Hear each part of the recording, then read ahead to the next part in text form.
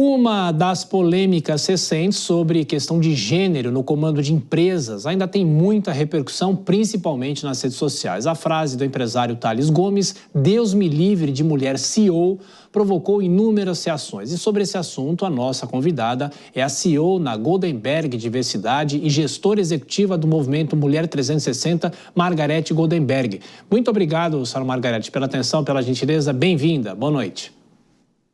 Boa noite, muito obrigado pelo convite. Eu que agradeço. A senhora classificaria a reação a essa frase, entre aspas, né, novos tempos em que estamos vivendo, ou seja, que há uma pressão cada vez maior para que haja realmente a igualdade em relação aos gêneros no comando das empresas e na sociedade como um todo, ou seja, o que um movimento como esse traz como positivo e não só a crítica pela crítica a uma frase como essa? Pode parecer exagerado, né? Conforme a gente viu nas redes sociais e tudo mais, mas no século que nós estamos, um posicionamento desse que é atrasadíssimo, né? Completamente desconectado de todo o movimento pela equidade de gênero na sociedade, ignora o esforço de uma parcela imensa da população, afinal, nós mulheres somos 52% da população brasileira, que temos aí lutado e trabalhado para equilibrar todos os pratinhos, né, da maternidade, das posições executivas, os movimentos sociais. Eu também sou líder do movimento Mulher 360, as empresas viabilizando. Um depoimento desse, com essa publicidade que teve, acaba levando a um risco muito reputacional, e isso a abordagem que ele teve mostrou, né?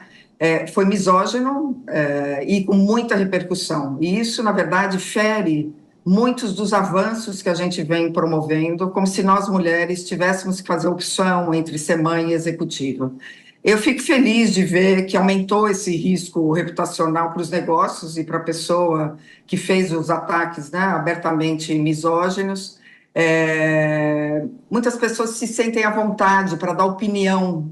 Alguns temas não são necessariamente abertos para a liberdade de opinião. Esse é um tema de direitos humanos, de equidade de gênero, de direitos equitativos para mulheres e homens. A gente não tem opinião sobre esses temas, inclusive opinião em redes abertas, né? E a gente não pode subestimar o poder desse constrangimento. Isso é um vetor civilizatório. E alimentou ressentimentos, acaba inibindo políticas que almejam ampliar a inclusão. Então, são muitas consequências negativas desse depoimento. Eu fico feliz de ver a reação, não só de mulheres e mulheres CEOs, mas também de homens aliados ao tema, se posicionando. Isso leva à reflexão de toda a sociedade e mostra o caminho a seguir, que é o caminho de um mundo mais justo, equitativo, inclusivo para todos e todas, né? Eu vou chamar agora a nossa comentarista, Dora Kramer, que tem uma pergunta, claro. Dora, boa noite. Boa noite, Margarete. Olha só, na política a gente sabe quais são os obstáculos, ou pelo menos parte dele para a participação da mulher, que há um déficit, evidentemente, há um impedimento das direções partidárias. Eu queria saber duas coisas de você. Primeiro, quais são os obstáculos no mundo corporativo? E segundo, tem muita gente nesse universo que pensa como esse senhor? Primeiro, Dora, boa noite, prazer imenso falar com você. Primeiro ponto que você traz, são muitos os desafios, tá? A maioria são conectados com a cultura, né? A cultura patriarcal, ela deriva numa cultura onde há uma pré-definição de papéis sociais, e isso impacta também o mercado de trabalho. Afinal de contas, as empresas foram construídas por homens para homens. Então, se você visualizar todo o ciclo de vida da pessoa colaboradora nas empresas, os moldes, as avaliações, o tipo de feedback, o que se espera de um líder, ele está todo formatado na dimensão masculina. Então, o esforço é transformar essa cultura numa cultura inclusiva que valorize e dê oportunidades equitativas para homens e mulheres na mesma proporção. Nós não queremos nem mais nem menos, nós queremos equidade de oportunidades. Além da cultura, que eu acredito que essa transformação de mindset, transformação cultural é o principal ponto, nós temos a questão da maternidade, que impacta fortemente no desenvolvimento da nossa carreira. Por isso é tão importante a gente trabalhar para a ampliação da licença paternidade, para o equilíbrio da economia do cuidado, né, entre homens e mulheres, que dessa forma, se a família e o cuidado e a casa não for apenas responsabilidade das mulheres, como é hoje, atualmente, com uma enorme carga mental em cima da gente, nós vamos poder avançar de forma equitativa no mercado. Então, exige uma transformação cultural muito forte. Nós temos vieses e preconceitos e estereótipos enraizados nas pessoas e no mundo corporativo, e essa transformação cultural ela é fundamental para que haja esse avanço. Então, trabalhar com as lideranças, trabalhar no ciclo de vida, na atração, nos processos de recrutamento, sem esquecer que mulheres somos todas nós, né, Dora? Então, eu não posso falar de mulheres numa única categoria. Se eu for falar ainda de mulheres negras ou mulheres lésbicas, mulheres com deficiência, mulheres sêniores, mulheres mães, os desafios, as opressões e as barreiras se duplicam, triplicam, dificultando muito mais. Então, quando a gente olha mulheres no mercado corporativo brasileiro como CEOs, a gente vem avançando, de acordo com algumas pesquisas, chegamos até a 17% de mulheres CEOs no mercado corporativo. Quando eu falo de mulheres negras, essa representatividade é quase nula, né? Eu não consigo nem ao menos ter algum número, né, em alta liderança de mulheres negras. Então, se multiplicam os desafios no Brasil em relação à equidade de gênero quando a gente intersecciona essas várias camadas, e são pontos de atenção. Lembrando a sua segunda pergunta, Dora, desculpa. Por favor, se existe no mundo corporativo ainda muita gente que pensa feito esse senhor Tales.